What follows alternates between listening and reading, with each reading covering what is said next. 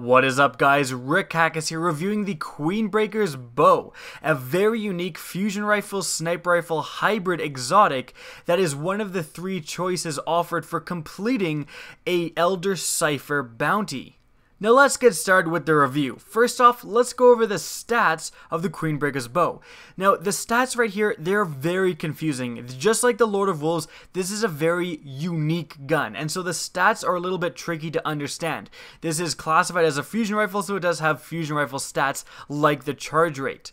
But overall, it has a pretty decent charge rate, okay impact. It definitely isn't one of the, higher impact sniper rifles, I guess, if you can classify it as a sniper rifle. The range actually isn't too great, depending on what sight you're on, and stability also isn't amazing. Reload speed is very good, and a magazine size of 6 is also quite handy. Now, to help make sense of all that, let's go over the perks of the Queenbreakers bow. Now, the first thing you can see is 2 very unique optics: marksman sights and combat sights. I'm going to go to marksman sights right here. You can see that, if I want to change between them, marksman sights is very much the longer ranged, more damaging options. You can see when I go to combat sights, it increases the charge rate, but it lowers the impact and lowers the range, but also increases the reload.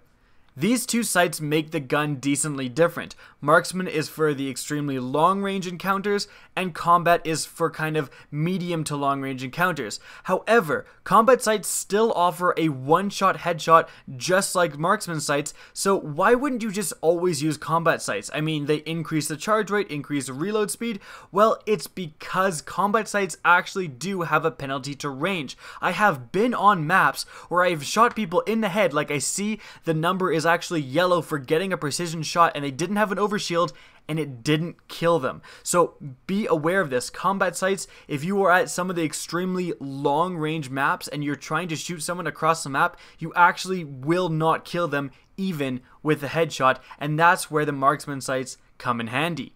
Now next we have hipfire. This weapon has bonus accuracy when firing from the hip. That's very good, and this gun actually has pretty insane hipfire, so this really helps it become like a no scope quick scope master. Next, the first choice of 3, we have single point sling, which helps you switch weapons faster. We have flared magwell, which increases the reload speed to the absolute maximum. And lastly, we have send it, increases the range and accuracy. It's basically going to make the combat sights what the old marksman sights are. And again, is extremely useful. This is what I run just because I often do run combat sights just for the quicker charge time, and you do want to increase the range there. Now lastly, we have hidden hand. This weapon gains better target acquisition. Now, hidden hand, one of the secret perks, not secret perks, but hidden perks of the Queenbreakers bow is it has an insane aim assist. The aim assist of the Queenbreakers bow is 80 out of 100. So this gun does half the aiming for you, and so hidden hand further increases that. In fact, it may max it out completely to 100% aim assist. Now, it doesn't mean that you can just, aim down sights and it'll automatically track targets, but definitely, like, if you're dragging along a target, you can really feel this gun dragging on to target a lot of the times. It can also be a downside. If you're aiming in on one enemy and another enemy runs by, you will literally, not part of your will, it will just automatically follow the guy that ran by, and that can really hurt your aim sometimes. Now, how does the Queenbreakers bow perform in PvP? Well, I gotta be honest, I have a love-hate relationship with this gun.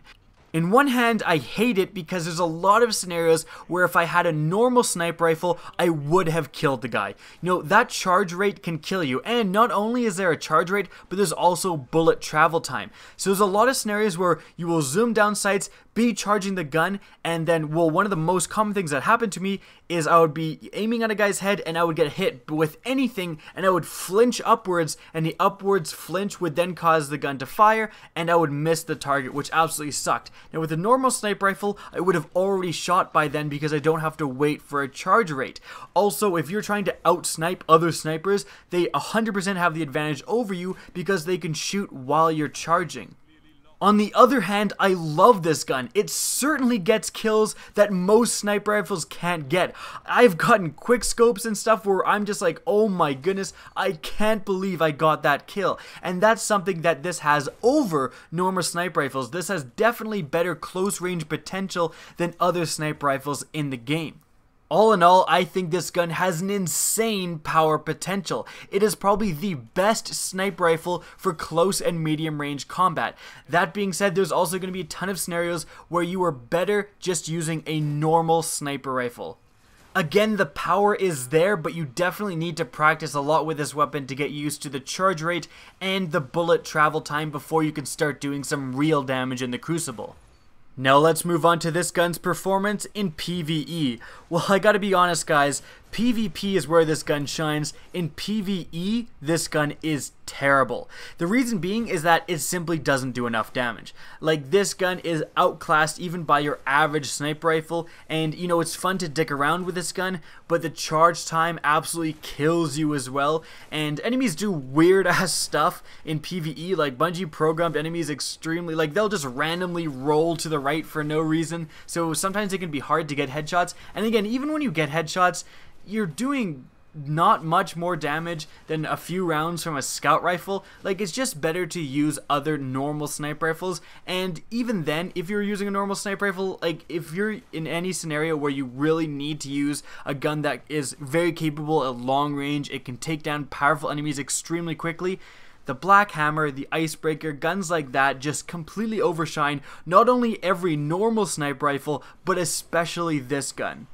Again, this gun is very fun, but I definitely wouldn't take it out if I was actually doing a PvE event that I was trying to win, like a higher level Prison of Elders.